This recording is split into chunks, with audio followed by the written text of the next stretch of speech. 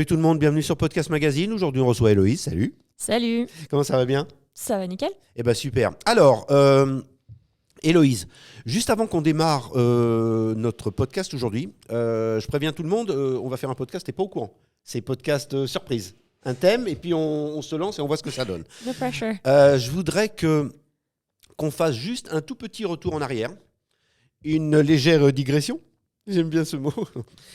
Je voudrais qu'on parle du podcast qu'on a fait il y a quelques semaines sur les arts appliqués, le podcast numéro 1, en attendant le numéro 2 qu'on est en train de préparer et qui va sortir bientôt. Je voulais plusieurs choses. Je voulais te remercier, ça c'est fait. Je voulais te féliciter, ça c'est fait. Parce que j'ai revérifié aujourd'hui, ça fait un petit peu plus d'un mois qu'on l'a fait et qu'on l'a donc publié. Au jour d'aujourd'hui, comme on dit, on est à 564 vues. Pas Ce mal. qui est pas mal du tout. Et, si je peux me permettre, on est à 360 j'aime. Et pour l'instant, c'est jamais arrivé. Donc là, on a battu un record. Ah, quand même. 360 j'aime et 562 vues. Donc, très content. On espère simplement que le podcast Art appliqué numéro 2 Sera à la hauteur. sera à la hauteur et va cartonner de la même façon. En tout cas, c'était très agréable à faire, très agréable à écouter. Et la preuve, je ne suis pas le seul, même si, bon, je vais vous avouer un truc, je l'ai écouté 2 fois. Ok, c'était pas pour faire des vues, hein, c'était pour écouter un truc, mais bon. Donc, aujourd'hui, on est dans une période où on se baigne, on déjeune en terrasse et on est en t-shirt. C'est sympa, c'est agréable.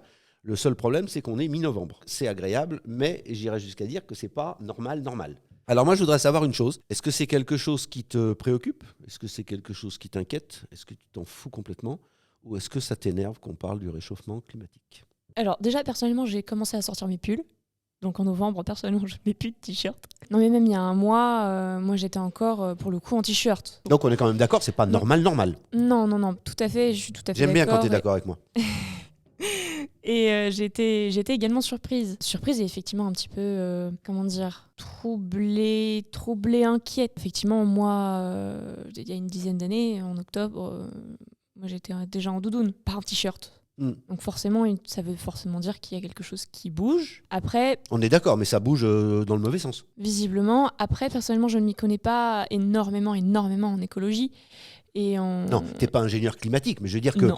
on est d'accord que les icebergs qui sont en train de fondre et la montée des eaux, tout le monde le voit et tout le monde le ressent.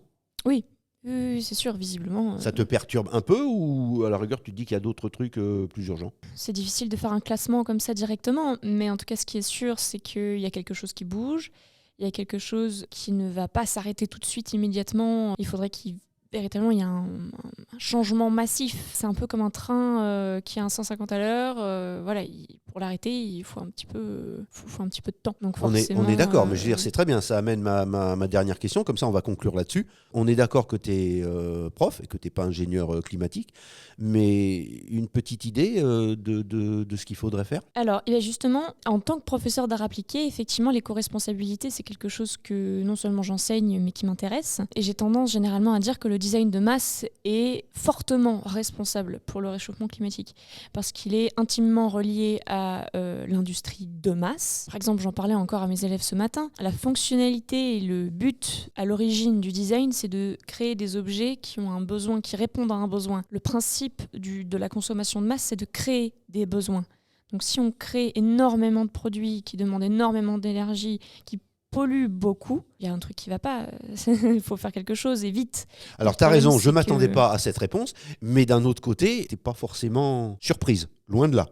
Non, je ne suis pas surprise, mais ce qui me surprend et ce qui m'inquiète et ce qui fondamentalement m'escagace, c'est qu'il y a énormément de projets de design éco-responsable qui sont fabuleux, qui sont porteurs, qui pourraient plus porter justement. Et ceux-là, on ne les développe pas. Et ceux-là, on ne les développe pas parce que... Et tu l'expliques comment, ça? Si c'est pas du design de masse, c'est pas, ça va moins. pas rapporter autant. Au contraire, ils vont peut-être être plus facilement... Mais ça sert à quoi le pognon quand on sera tous morts? Ah ben voilà, c'est ça. L'argent, on ne l'emmène pas au paradis. Alors, tant qu'à faire, si on peut faire un bas pour la planète, faire des produits, même des packaging, tous les packaging qui sont jetés, moi, tous les packaging, toutes les bouteilles que je vois dehors ou dans l'eau, etc., moi, ça me tue. Donc, c'est ce que je disais, ça a quand même un petit peu tendance à t'énerver. Oui, Mais ça t'as a tendance à m'esquisser, oui. t'as pas une solution. Est-ce que tu as une... Je suis pas en train de dire, évidemment que c'est pas... On va pas, aujourd'hui, podcast Héloïse Jean-Pierre, on va pas régler le problème climatique. Non, mais j'ai tendance... Est-ce que tu as un tout petit bout, un tout petit début de deux questions en une? Est-ce que tu as un tout petit début de solution? Et est-ce que tu es quand même un tout petit peu optimiste pour la suite? Apparemment, je pense pas. Mais je te laisse répondre. Alors, est-ce que j'ai une solution? J'ai une solution, oui et non. C'est-à-dire que je pense qu'il faut chacun faire des actions à son échelle. Si l'Élysée se mettait à l'éco-responsabilité au quotidien, peut-être que ça changerait les choses aussi. Navré. C'est un peu des actions du quotidien. Moi, personnellement, par exemple, le tri des ordures ménagères, essayer de réduire l'électricité, essayer de réduire le chauffage, même au niveau de l'alimentation, composter les aliments qui peuvent être compostés, etc. Ce genre de choses.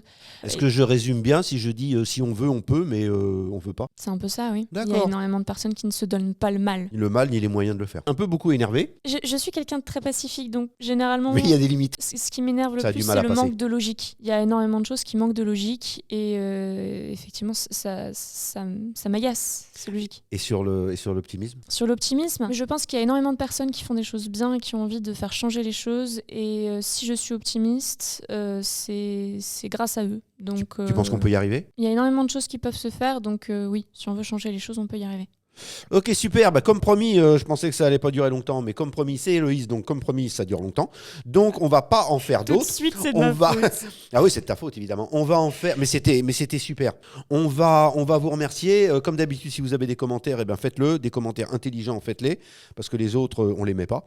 Des critiques, vous avez le droit, mais des critiques intelligentes, parce que les critiques bêtes, on les enlève aussi. Merci mille fois, Héloïse. À la prochaine. Et puis, on se retrouve très vite pour un prochain podcast. À bientôt. Bye bye.